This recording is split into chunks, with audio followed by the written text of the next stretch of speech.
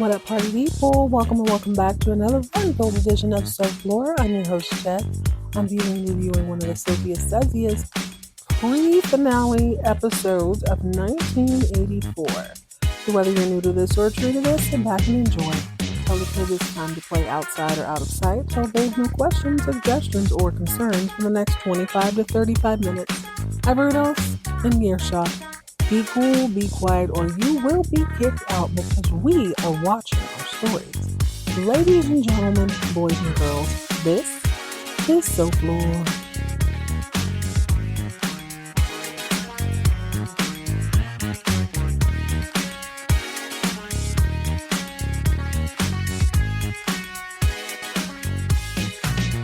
Hello, gorgeous. What up, party people? Welcome back to another fun-filled edition of Self-Lore. I am breaking protocol a little bit today. I started watching this. 10 minutes in, I can't keep my mouth shut. Surprise, surprise. So we're going to deep dive into this episode of Dynasty because the questions are already mounting. And like I said, we are 600 seconds into the show. How you doing? Enough about me. How you doing? How's your day shaping up? Mine is actually going pretty well. I have some exciting, just fun things that have come through email. Some wonderful tidbits that I found out. We're going to do that on the next episode because I did not come prepared today, but I do hope you'll stick around for that. Go ahead and pour yourself up something bubbly and bright. We're going to jump back into Dynasty. This is season 4, episode 26. New lady in town. Oh, Lord. I didn't even see that.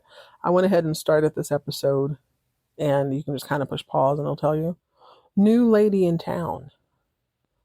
I was like, who? Oh, you think it's Kirby's mom? Oh, shoot. I've kind of been wondering. Okay, before we get into that. Normally, when it gets towards the end of a season, I start going through the soap opera playbook. But time has changed. Season 4 seems to be on its own trajectory. Of course, I'm not on season 4 on Knots Landing yet, but season 4 seems to be doing whatever it wants to do. New characters being introduced, or reintroduced, rather. So I would think the new lady in town would have to be somebody we've already talked about. Like we have the Dexter episode, we have the Tracy episode. They introduced everybody at the beginning. I hadn't noticed anyone else new.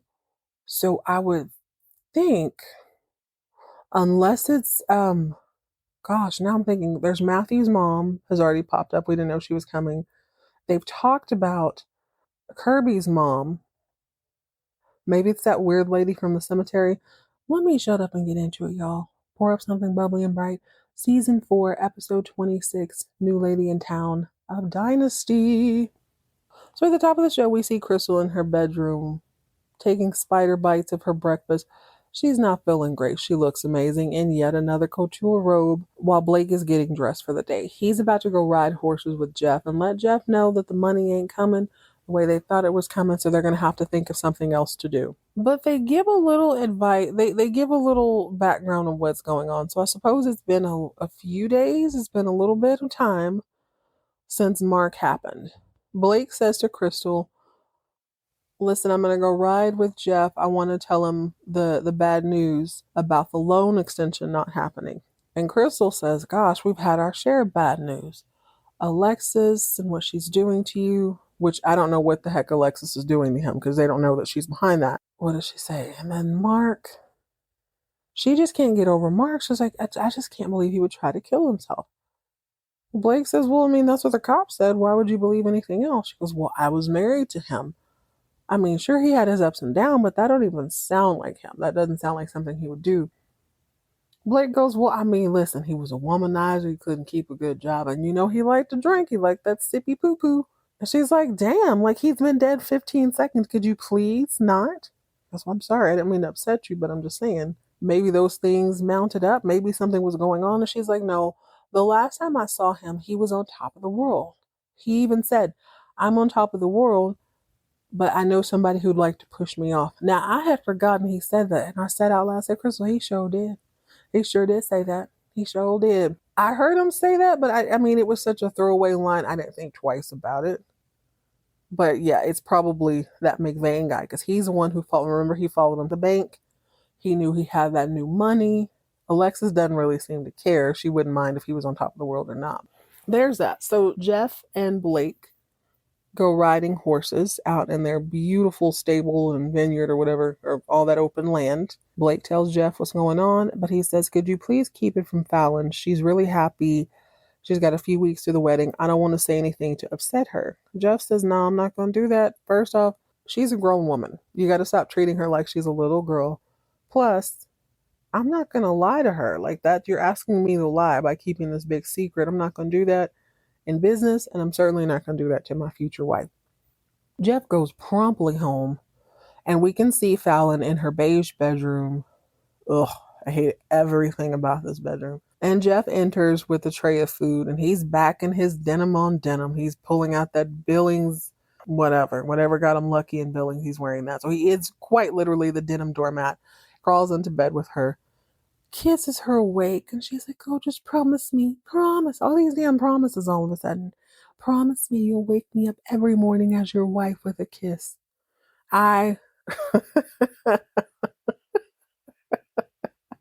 What's the over-under on that? I guess it would be cheating if you were an OG and you already know. All us newbies, come on. I give it to, what is this, season 4? End of season. Girl, boy, children who are listening and don't have no business listening. I give this relationship until episode 7, season 5. Tops. Episode 7, season 5. Tops. Anyway, he's like, hey, your daddy told me not to tell you, but I need to tell you he didn't get that loan deal. So I may be going broke. Do you think you'd still be able to be married to a pauper? Ladies and gentlemen, this is when I decided to push record because I'm like, are you kidding me right now? There's nothing less endearing than someone trying to wear the veil of or wear the mantle of poverty when they've never experienced that. Poor people can pretend to be rich. You know what I'm saying? It's kind of easy to do. There's enough evidence. You could probably fool other poor people into thinking you're somewhat wealthy, but wealthy people are going to be able to clock that right away. Sir, a pauper, don't you own a whole nother company, the number one company. So come on. This scene is really annoying because she tells him, Jeff, I'm not marrying you for your money, as if she don't own a whole ass hotel herself. Can we stop? Can we stop? All of his eggs are not invested into Denver Carrington anyway, but foreclosure is on the horizon if they can't think of something else. Why Jeff doesn't offer to put up some money, I'm sure I don't know. You know why? No, actually I do know. Because Jeff has options. But yeah, they're the poor little couple that got back together despite love being kept from them, and now they're not confused. They have a beautiful son, but they may lose all their money. Y'all, shut up. Shut up. Sell some of these vases and all this jewelry. That Zsa Zsa ring she's wearing ought to cover at least $6 million. They quickly decide that if all the money goes down the toilet with Blake, they'll just live off of Alexis for a little bit. As they're making out, it literally looks like he's about to vomit. Oh my God. Oh my God. This is amazing. This is amazing. Okay. Blake is at his office. We got to get to that first. Blake is at his office with lawyer Andrew going over all the things they can put up for sale so they can raise his money. The plaza, the football team, other stuff. Andrew mentions the mansion. He's like, it's worth a small fortune on its own, 48 bedroom or 48 rooms. I swear it was in the 50s before. I know it was like 56, 57, something like that, something outrageous. And Blake's like, oh, okay, I guess if I have to put up a mortgage on the house, fine. Andrew goes, well, we can also sell Krystal stuff. Why are you gonna sell Krystal? Krystal can't possibly have that many things. Blake gets fully upset. Absolutely not. I'm not gonna make her sell things that I've already given her. I tend to agree with Andrew. I don't think Krystal's all that attached to her stuff. Plus, she probably grew up in a tin can. She's not really tripping. And I mean, she's only been married to him, what? 3-4 seasons. That's at least $500,000 worth of clothes. She doesn't have enough stuff. She has a bunch of scammer jewels. She's got an incredible robe collection, but I don't know. I don't think that would be much of an impact. But you know what is? I'm sitting here and I hear organ music, but it's dun dun. I know that ain't Mike, not Mike Jackson, y'all.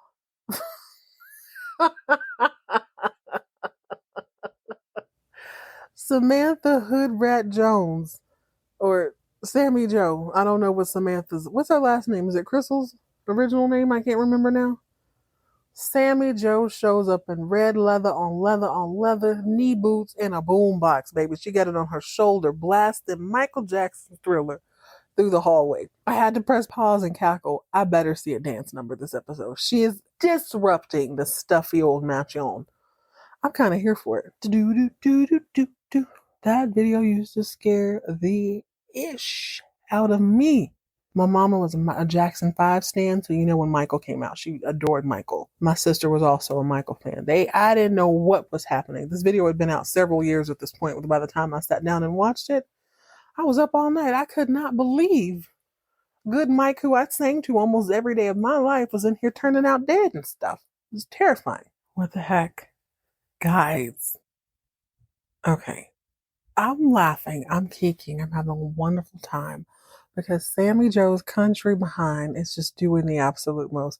She comes out in this workout outfit that is so cute to me, actually. It's like hot pink tights and a hot pink shirt, but her leotard or whatever it's called is lavender, and then all the other accents are lavender. Her shoes, her leg warmers, which is so 80s, her headband, but she's having her a good old time. Krystal came in the room and was like, listen, I need you to be sweet while you're here. Sammy Jo says, I'm going to be sweet, auntie. You're pregnant. I'm not trying to upset your life in any way. I'm going to keep playing Mike Jackson super loud, but I'm going to be cute. Well, then she comes out in a little workout outfit. And she she slides down the banister. And I can't say I blame her. How could you not? It's a sweeping staircase. Okay, I was not warned, and I'm going to need some tea. This would be a good time for me to remind you that you can always text me. I love hearing from you guys. If you're listening on your mobile device, just check the show notes of this show, and there's a link that says send me a text. Or you could send me an email, soaplorePodcast@gmail.com. That's SOAPLOREPODCAST@gmail.com. I love hearing from you, and I will always respond back. I can't respond back in text. I'll mention you in the air, but I need y'all to email me, okay? I'm trying to keep it cute. I don't think I can. So I need you to watch the show. I'm 11 minutes in. Go back to like 10:45. Watch Sammy Jo fall down the steps. It's a whole thing. She slides down the banister. She gets off a little too soon. The momentum's too much. She ends up tumbling down the last few stairs. Splat-a-tat-tat on the carpeted floor. But as she's falling, she lands in a semi-compromising position. Someone is walking down the hallway. We can see some Adidas. Also, I don't think I've ever seen this version of Adidas. And a pair of very, very short gray workout shorts. And it's 1984. So it's all fine. I can't stress to you how short these are. You know what I'm saying. You know what I'm saying. It's Adam. And the rest of this scene, she is giggling. I think she's giggling probably the same reason I'm gagged right now.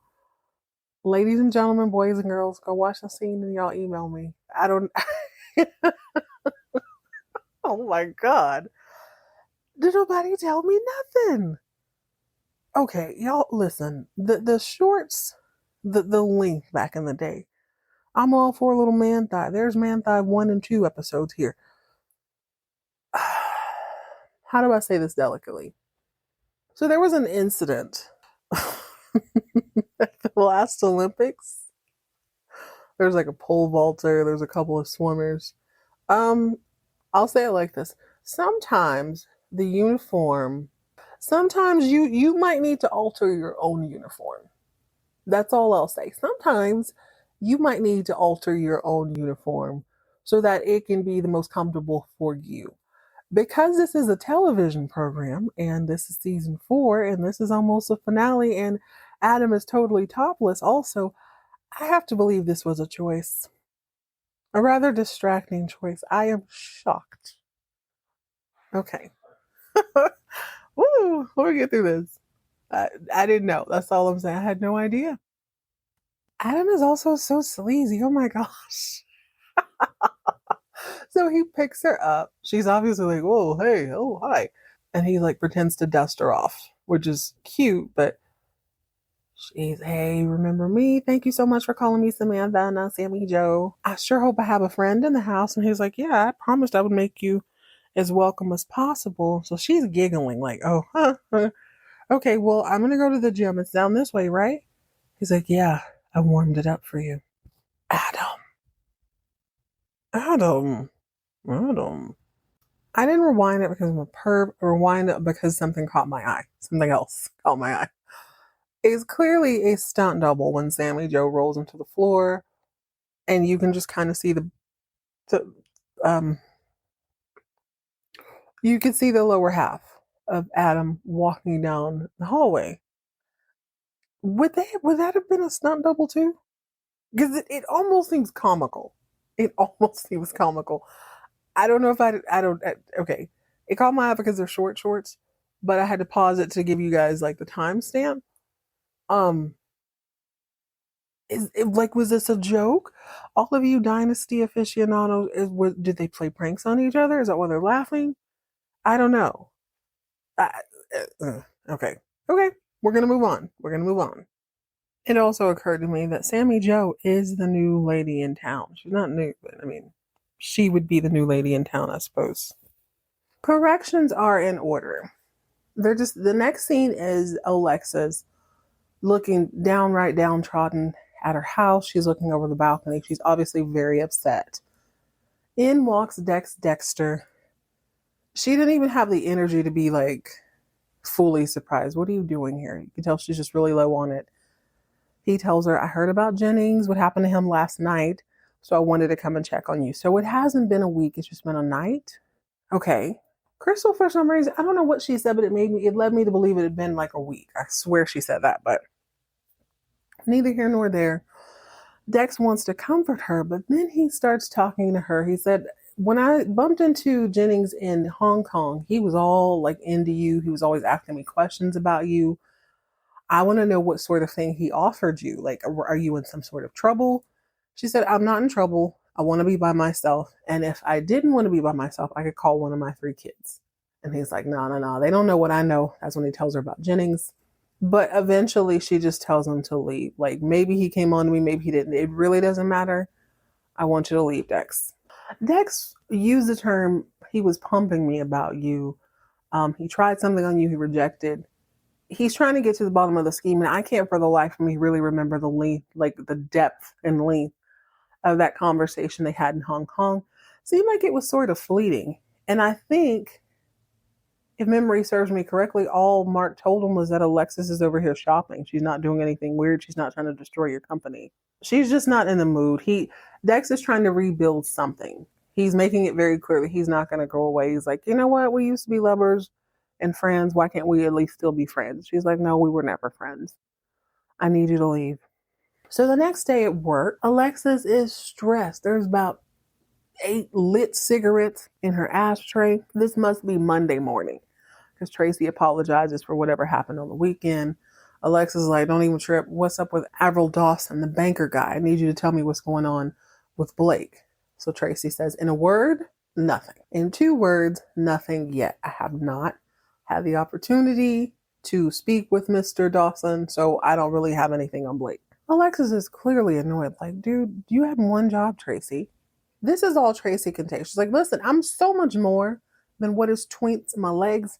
I'm getting real sick of you people thinking I'm just going to sleep my way to the top." And Alexis is like, "Well, what do you mean, you people?"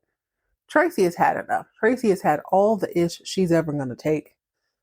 She's like, "You know what? Let me let you know something. I told Dex the same thing. I ain't sleeping with nobody for information anymore. I don't do that anymore. Having to hitch a ride home from Hong Kong is more than enough for me." She lets Alexis know everything. "I have been sleeping with Dex. Dex paid me good money to come over here and spy on you." Matter of fact, he's so hung up on you, it makes me sick to my stomach. Both of y'all's trifling behinds deserve each other. I want nothing to do with this. I'm out. By the way, before you tell me, you're fired, Miss Kendall. I quit. God, that must have felt good. That must have felt amazing.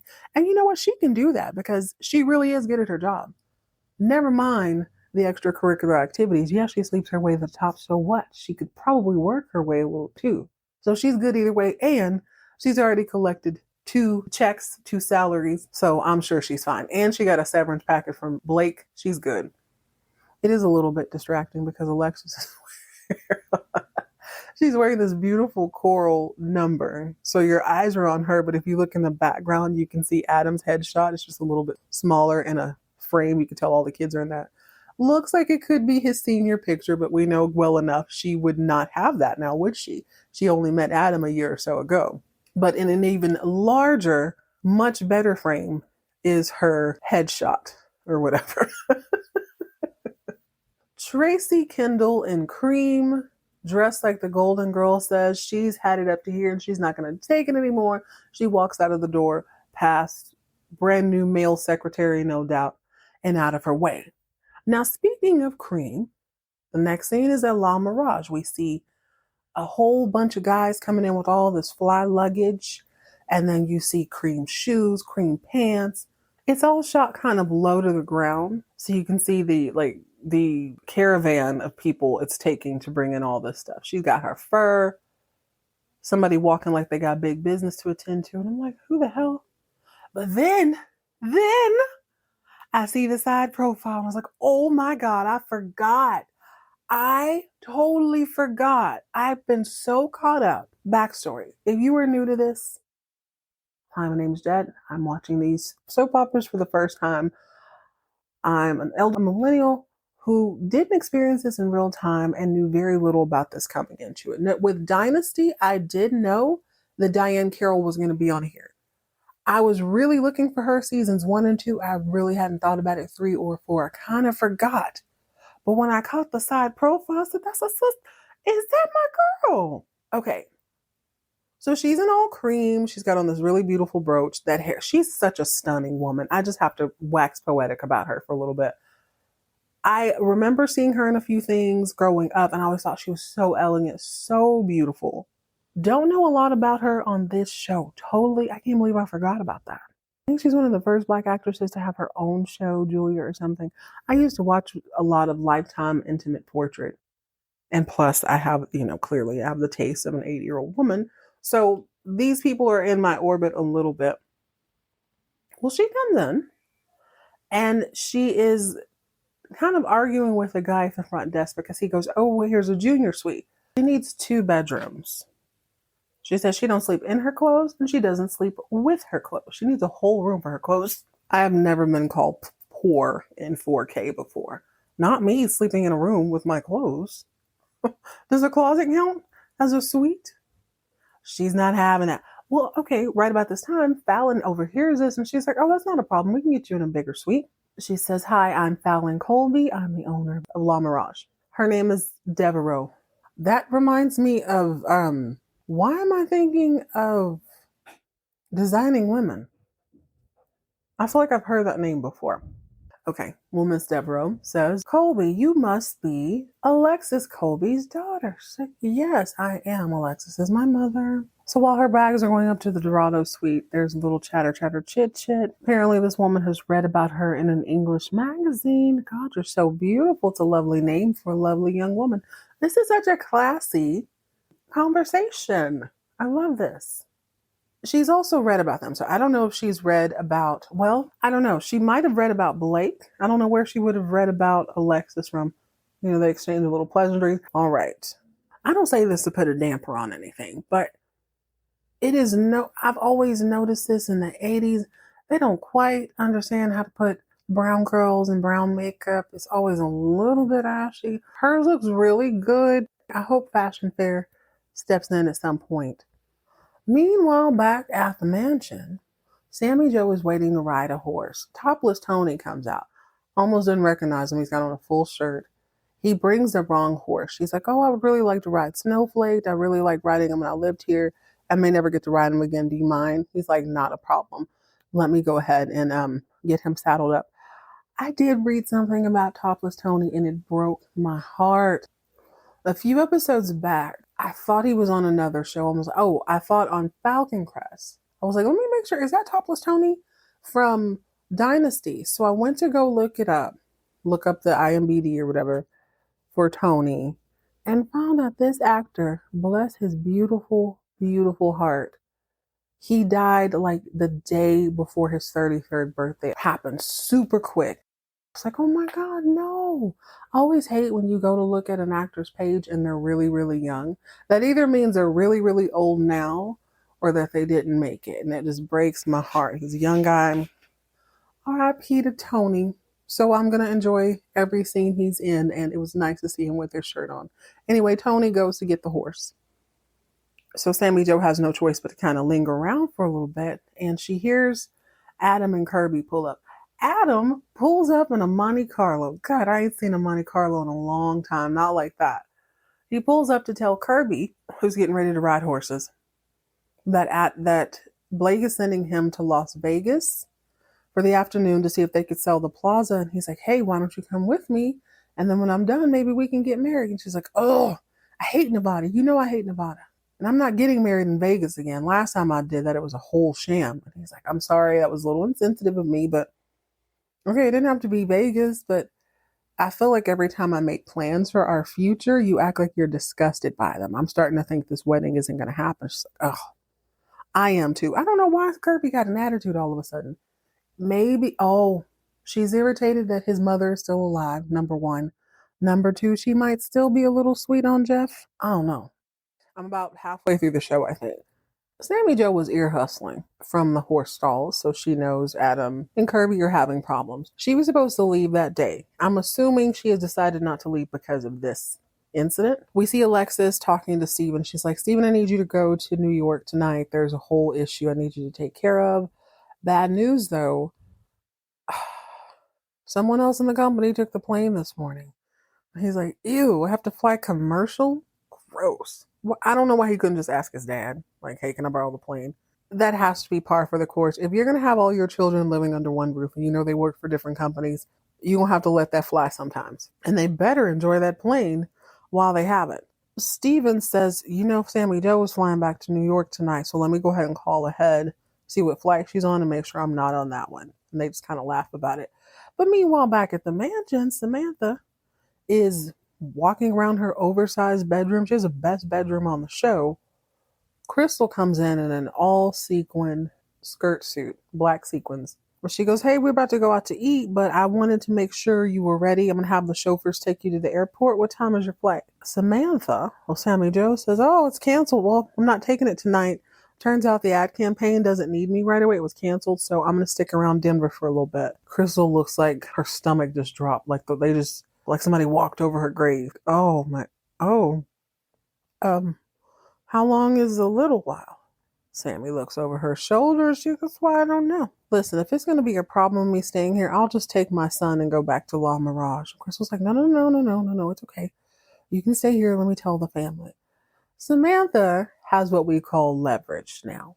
I can't imagine that Blake would take his own son to court to secure custody of this baby. Steven is awarded custody, and they did nothing to secure this baby from Samantha. Seems like she should have been totally out of the picture, but she's not, and she is leveraging that kid.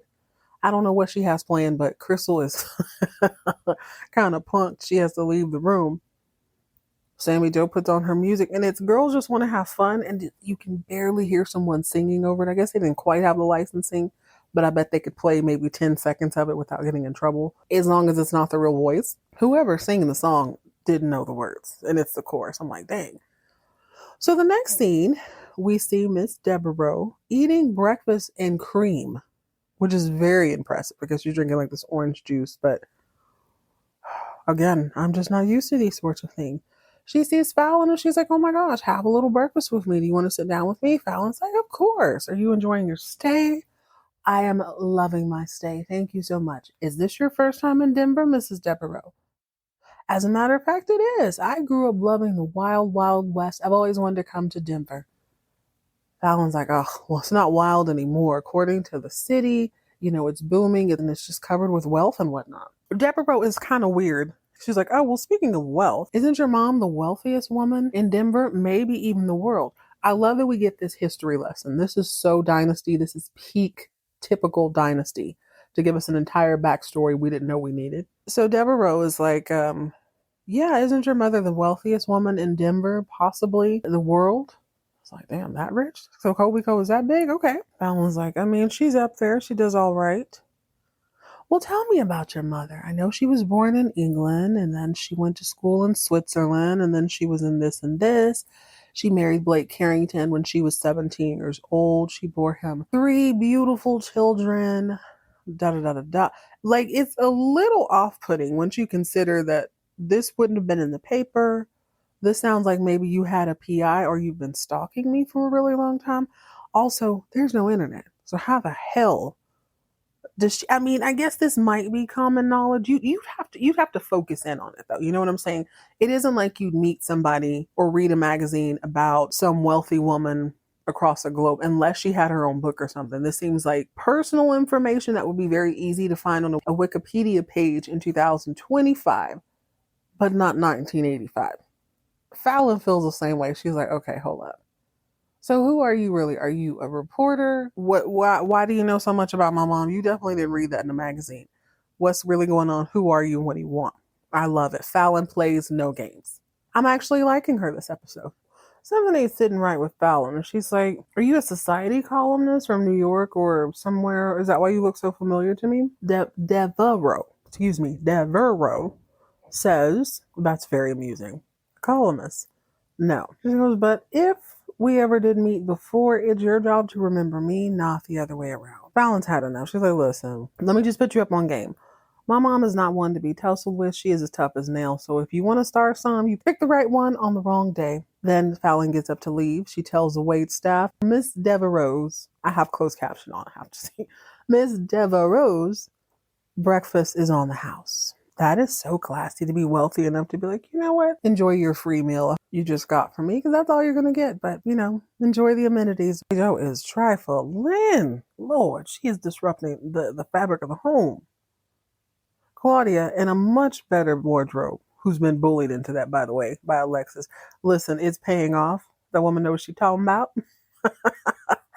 Claudia's hair is no longer crispy. She looks like a respectable, wealthy woman. She's sitting in the door while Sammy Jo comes in saying, hey, nurse, nervous Nelly, go ahead and put the baby in something warm. I'm going to take him outside. And the nanny's like, well, Mrs. Carrington told me not to because he's coming down with a cold, like he's not really feeling great. I don't care what she said. I'm Mrs. Carrington too. I'm the only one that matters. I'm his real mother. Put him in a coat and send him outside.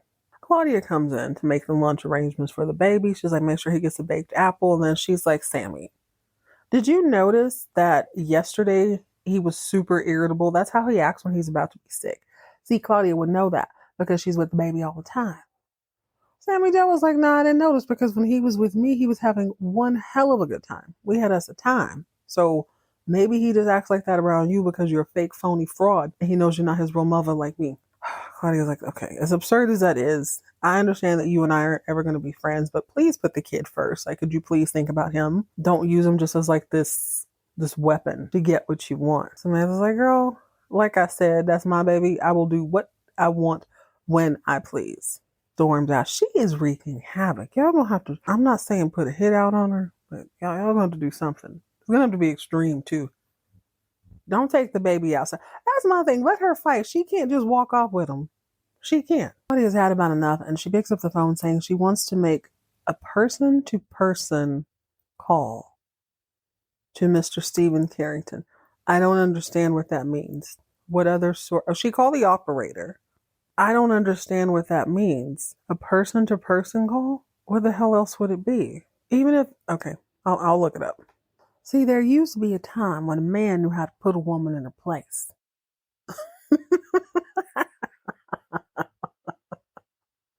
Sammy Jo is running amok, but you know who's not? Not anymore, Alexis. Well, if you recall, according to Lorb, Blake put a stop to her foolishness when he felt like she wasn't being an appropriate mother to his children. He iced her out without a second thought because he thought he was doing what he could, or he thought he had the power to do so. Well, this next scene is a little bit uncomfortable knowing that backstory if you're him. So he and Andrew were in his office, and Andrew was telling Blake that Krystal was more than willing to sell that horse that Peter the filibuster gave her, or stole and gave her, and whatever. The Coke horse, right? She's willing to sell it, and Blake just can't believe it. Like, really? She would part with that? Andrew's like, she's way more practical than you would think. Again, she comes from a background where she didn't have all this opulence, so I'm sure she would be perfectly happy in like a 3-bedroom house. Nice neighborhood. She'd probably be okay with working again. She ain't really tripping on the horses and all that stuff. It's nice, but it's definitely not like her personality. So Blake is humbled by this act, and he says, you know what? Could you do me a favor? Make an appointment with Alexis. I don't care how busy she claims to be. Call my baby mama. I want to meet with her. And I gasp. I'm thinking, oh my God, he's willing to sell the company just like that? Well, no. Earlier in the show, they talked very briefly about this shale oil extraction. I guess Blake has some sort of technology that makes it possible.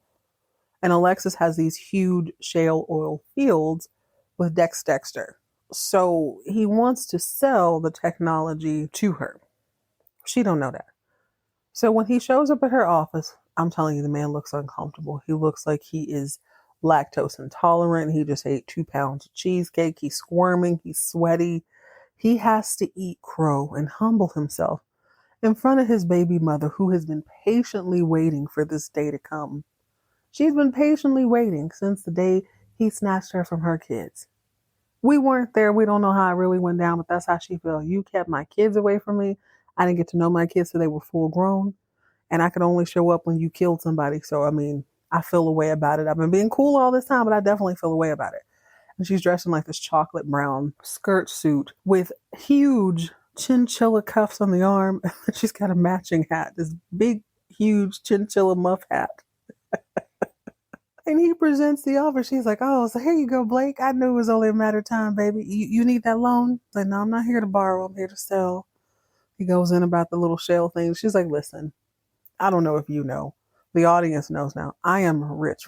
I am her. I am that chick. I could plant daisies on those fields if I feel like it. I don't need that. Blake's like, don't you bluff me. Alexis says, no, don't you bluff me. I forgot how disrespectful you were to me back in the day when you took me from my kids.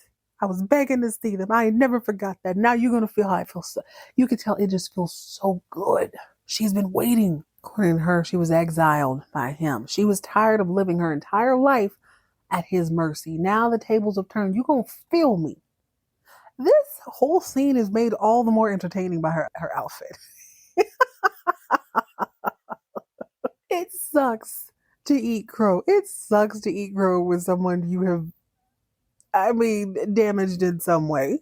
It sucks even more when they are dressed in the biggest, furriest hat ever with cuffs and she's killing it. She don't give a damn. I'm gonna make you suffer, Blake. I guarantee you finna suffer, Blake, period. Meanwhile, in New York, I guess Steven makes a stop before he goes to take care of whatever business, and he stops at this bar, probably his old stomping grounds. And he runs into one of his old Harvard buddies, and he's like, hey, how you doing? What's up with you? His homeboy's like, yeah, I'm just out here trying to be an actor. You know what I'm saying? Just, struggling. Hey, I'm hurt. I'm sorry to hear about Ted. I knew you guys were happy together and stuff. And he's like, yeah, I appreciate that. He's like, I also read about your divorce. Like, are you good? Are you in another relationship? And Steven's like, yeah, I am. I'm married. It's going real good. And he's like, all right, bet. Well, why don't you look me up in the phone book while you're here? We go to dinner, hang out or something.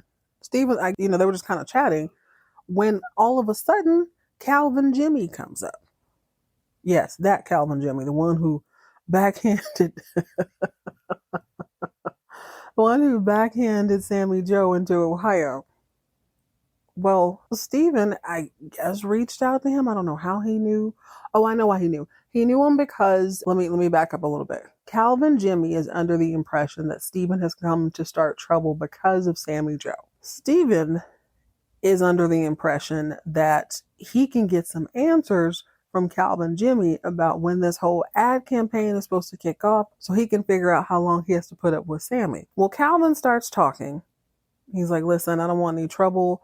Samantha left, she's kind of got up. I don't want any trouble. He's probably thinking Steven knows that he smacked her up, flipped her, didn't rub her down. Steven is like, hey, let's be very clear. I don't care what you do or don't do with Samantha. I'm just trying to figure out when your campaign is going to start shooting. Calvin Jimmy's very confused. What campaign? The makeup campaign, the one that she's on. And Calvin's like, oh, she didn't. Sir, let me tell you about your girl. That's not happening. That whole thing was scratched. It was never going to happen. She got real upset about it. She told me she was sick in New York. She left me with all the rent to pay, as if he's not, keeping up his side check.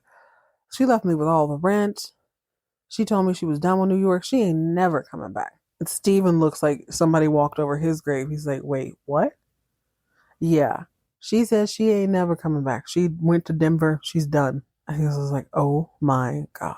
Dude, I said it the last episode, Alexis needs some sort of security system. She needs a lock on the door, code, something. Any and everybody is always up in her apartment. She comes home riding the high of humiliating Blake or having him grovel at her feet as much as he would grovel. They hear voices. It's a detective and a cop. They're in Mark Jennings' room kind of looking over everything. She's like, oh, okay, cool. If you need anything, just let me know. And the detective's like, well, yeah, I still have a few questions.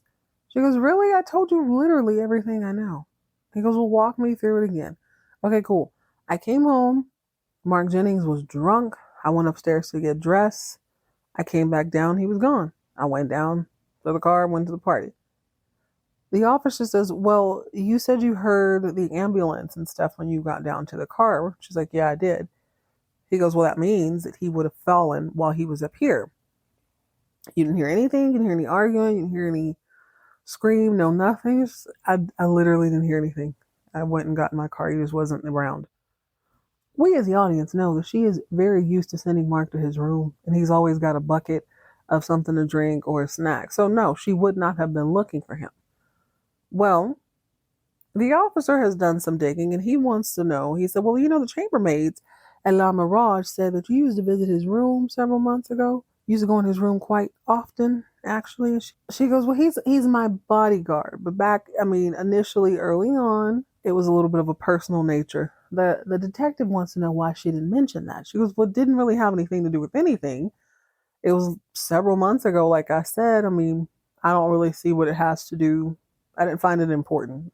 So it's clear that they're starting to look at her as a suspect, kind of building this story of her being a lover. She goes, well, for someone who you used to visit, you didn't think it was weird that he wasn't out when you came downstairs? She goes, listen, I paid him. He was my bodyguard, not the other way around. I don't know why she has to keep telling people this. I don't check on the help. The help checks on me.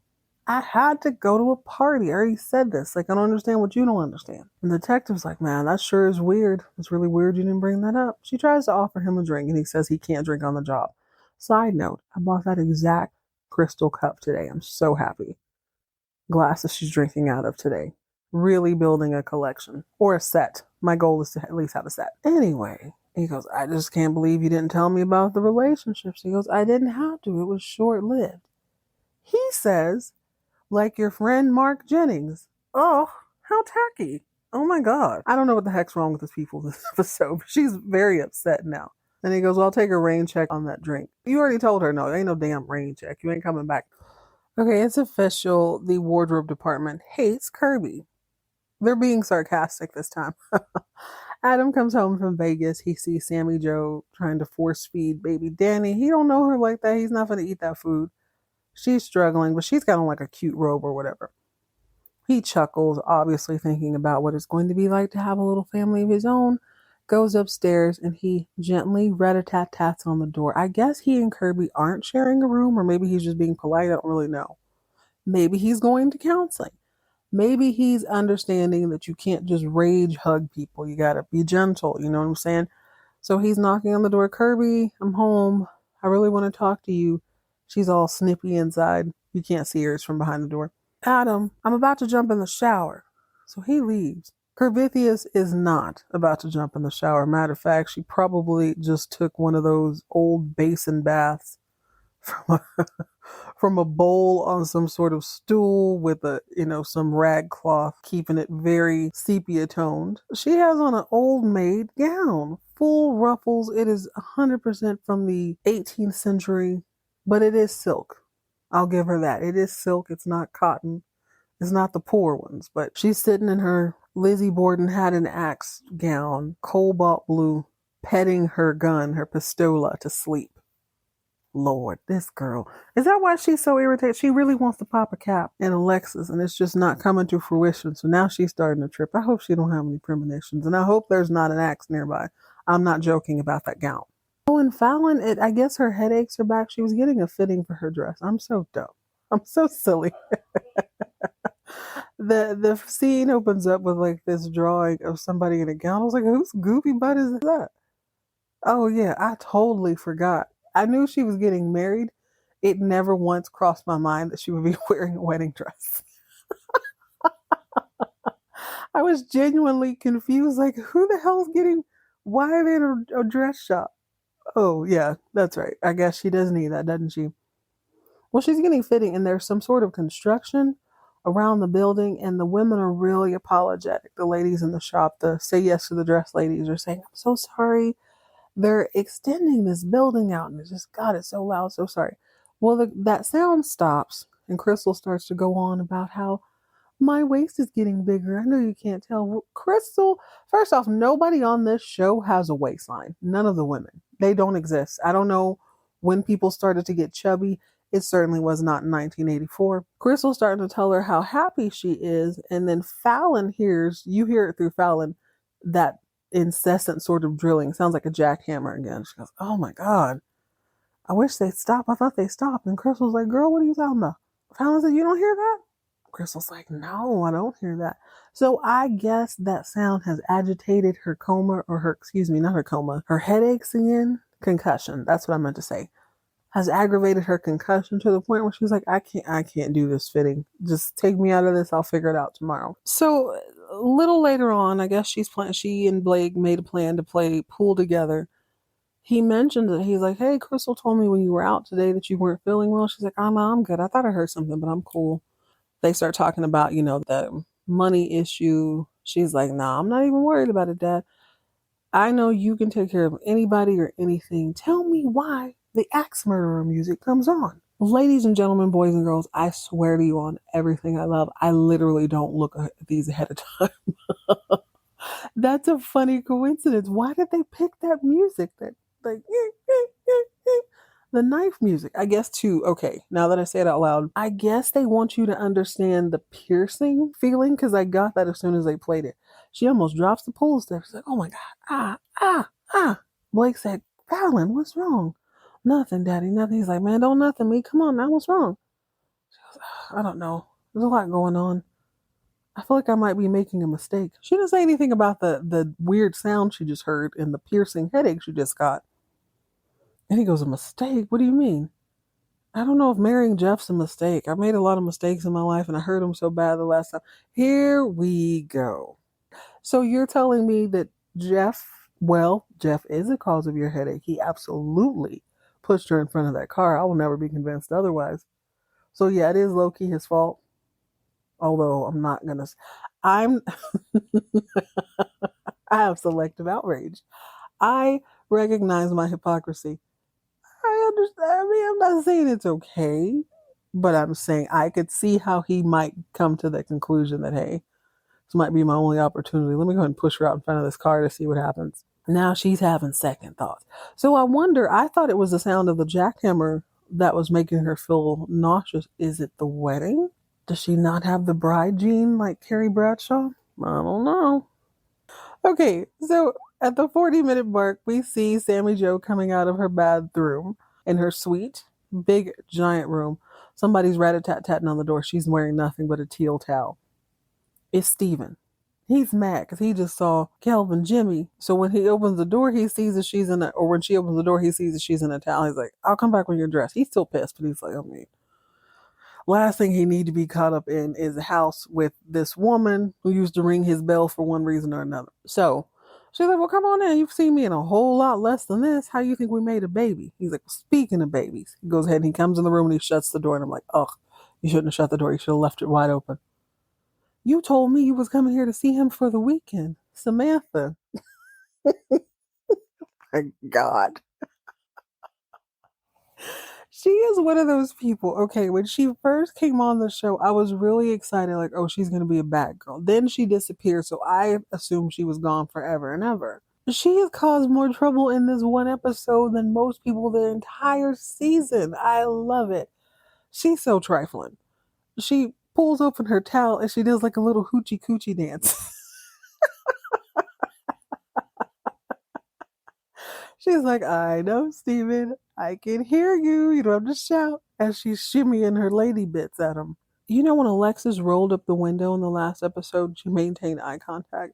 I've never been able to do that. I hadn't been approached to my window too many times, but there was this homeless gentleman this one time that I would see around town. It's not funny that he's homeless, but or maybe he lived nearby. I kind of think he had a house nearby. He just didn't like being at home. He stopped me for a couple bucks and I gave it, and then he kind of walked off. So I was in my car about to leave, and when I turned back, he was like smiling this wide, toothless grin. And he did like a little hoochie coo. He opened his coat. He was fully dressed, by the way. It like wiggled his pelvis and did a little hoochie coochie dance. It looked exactly like her. I'm like, my God, they're gonna crack me up every time. Get out of here. Go home. She drops the towel on the ground, and I swear I only pressed pause because I'm like, don't tell me she was in there with pantyhose on. I think this might be the era of the spray on tan, or maybe she went tanning before, but I don't know. Kind of looked like she had on pantyhose. Like, girl, you were not in that shower with a full pair of pantyhose on. I don't know, guys. I think she might be wearing. That's the thing that stood out to me. Not even her nakedness. It was a hoochie coochie dancing. Girl, are you wearing nylons? Steven ain't trying to have that. You're not gonna shimmy in front of me with nylons on. We here to talk about my son and when you finna get up out of here. So he walks over to a chair and he throws a silk robe at her. She puts it on. She's like, all right, cool. Who did you talk to in New York? Calvin, aka Ed Linden, or whatever the guy's real name is. She's like, all right, so what? So what? I told a little lie. He's like, a little lie? You think that's a little lie? You told me you were this model, telling me you're Giselle Bundchen, Gigi Hadid or somebody, and now I find out you're not. You're like an IG model? Barely? Samantha says, I call it what I want. As in the little lie. Okay. Okay. She's like, you know what? I had intended on coming here for the weekend, spending a couple hours with the kid, and then going back to New York to get back on my grind. But you know what? I'm sitting there, I'm enjoying this life, and I think, you know what? No, I love that baby. I want him back, so I'm going to stay.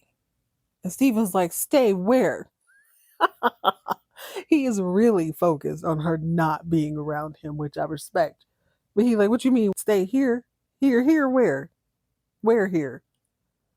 I'm gonna get an apartment, I'm gonna get a job, and then the baby will be with me all the time. Lord have mercy. On TV, on TV, on TV. Hire Hitman on TV, on TV, on TV. This reminds me of like an episode of Maury or something, or Jerry Springer, one of those where they do the paternity test, and then when the daddy finds out that's not his or it is his, I want the kid, I want full custody. You don't want full custody, you just don't want to pay child support. Make her pay child support. You guys, oh my God. Okay, 43 minutes into the show. There's only 4 minutes left. Devereaux shows up and she's got on like light blue / gray. She kind of looks like she's on Star Trek with this asymmetrical. I have never seen an asymmetrical cape until now. That's kind of dope. Asymmetrical cape, fur lined. It's white. She's in a muted kind of a light coloring, is what I'm saying. She comes in, and Alexis is in this sort of, what's the word I'm looking for? I want to say paper mache, but that's not what I mean. Kind of floral. Think about how a flower opens. Organza? Is that the word I'm looking for? Alexis was wearing black and gold. Is dope too. They both look fantastic. But as they start talking, I realize I have heard of this scene. I've seen people mimic this scene, like on TikTok, but I've never actually seen the scene. I recognize the soundbite. Oh my gosh. I feel so silly right now. I didn't realize this was Dynasty. Where this I think she's gonna talk about burn champagne. I've definitely heard this. Devereaux's like, thank you so much for inviting me, Alexis. And she goes, I didn't invite you. I sent for you. And in me, okay, I've heard this on housewife memes. I've seen this all over the place. I am so embarrassed. I didn't realize that this came from the show. Okay, let me enjoy this. I feel a lot less silly as the episode as it goes on. These are sound bites. I've heard sound bites. I've seen memes. Now I know it's Alexis and she's holding receipts. I've got the receipts. I've seen that meme. But yeah, this scene was definitely a clip. I sent for you. There's a whole nother conversation going on all in between this. Alexis must have been called by Fallon or something at some point because she invited Devereaux over. Devereaux, excuse me, I keep saying Devereaux. She invited her over and she goes, I don't like you. I think I've heard that too before. I don't know why I don't like you. I don't generally don't like people I don't know. And Alexa says, it's just kind of in poor taste. A good reporter should always go to the source. Ms. Devereaux says, baby, clock the jewels. See the hair, you see it. You see the outfit. Does this look like a reporter could afford this? And Alexa's like, I don't know. I don't know if you rent the runway or not. You can rent anything nowadays. Did not know you could rent things in the 80s. I don't know if that's true. She's being insulting. But Miss Devereaux says, but you know what you can't rent? Intelligence, B. And I'm a smart cookie. I'm a very intelligent woman. But you wouldn't know that because you don't know me like that. Okay, she's giving me the creeps a little bit. The hell? She's just kind of going down the list. You don't know me, but I know a lot about you. Alexa's like, okay, well, what do you want to know? Nothing for now. I just wanted to see if it was true. I heard that you're one of the world's most natural beauties. I'll give you that. You cute or whatever. I heard you live in this fabulous penthouse. It is quite exquisite. I'll give you that. Then she starts reading just random facts. Like, yeah, you get seasick on yachts. Alexa's like, only little ones. You studied abroad. You got expelled at this school. You're weak when it comes to your children. You're ruthless against everyone else.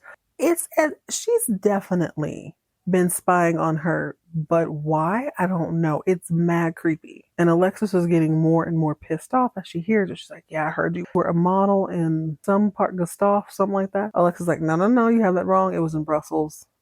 I was an art model. I guess a nudie model, which I don't think she would care if the world knew that. Yeah, this is weird.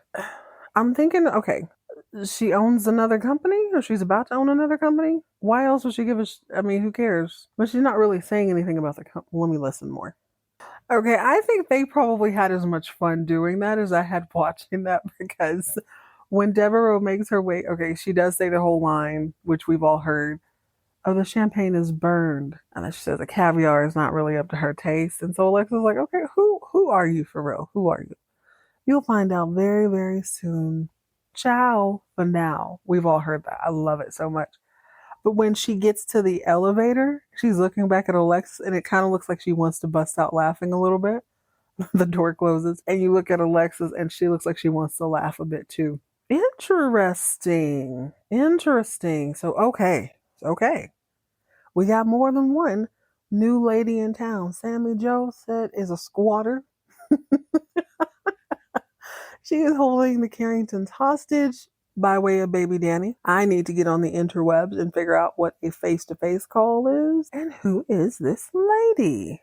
I'm going back over what she said. She knows that Alexis is rich, that she's pretty, and that so it must be an enemy because she said to Alexis, you're weak when it comes to your kids, but ruthless when it comes to enemies and some I'm paraphrasing. You definitely have a lot of those. So I wonder if it's someone she would have screwed over. Again, she's not really saying anything about business. So I mean, is that Rush? Is that Rush? Oh, well, no, because she seems to be American. I don't know. Diane Carroll has that whole transatlantic accent. And I want to say Alexis kind of sounds like she does too. I know she's British, but it's not a heavy British accent. It's kind of that transatlantic accent. Little bit of mid-century residue left over on their voices. I love it, by the way, but it makes it really difficult to tell. She seems American, so I would think, okay, maybe that was Rashid Ahmed's lover or something. That was his wife or something at some point. I don't know. Well, Okay, well, we're going to find out. I think the next episode is the finale, so I'm going to have to chill. Yup, the next one is the finale, so we will see what will be revealed on that. I don't really have a lot of high hopes for that because Dynasty has been leaving us on a cliffhanger. So, I mean, we'll figure out at the premiere. Damn. Now that I'm 1,000% invested. Bravo, Dynasty. Very, very interesting. Wasn't expecting a buzzer beater entry, but we'll just have to wait and see.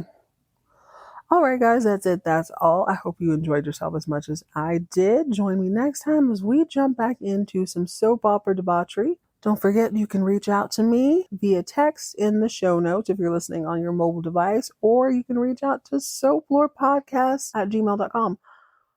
soaplorepodcast@gmail.com. In the meantime, in between time, get full custody if your random alley cat scallywag of a baby mama comes blowing in from back east. Make sure you serve her with child support papers or custody papers immediately, lest she become a squatter in your home, turning you into a prisoner in your own home. Stay hydrated, stay moisturized, mind your own business, and keep all of your drama on TV.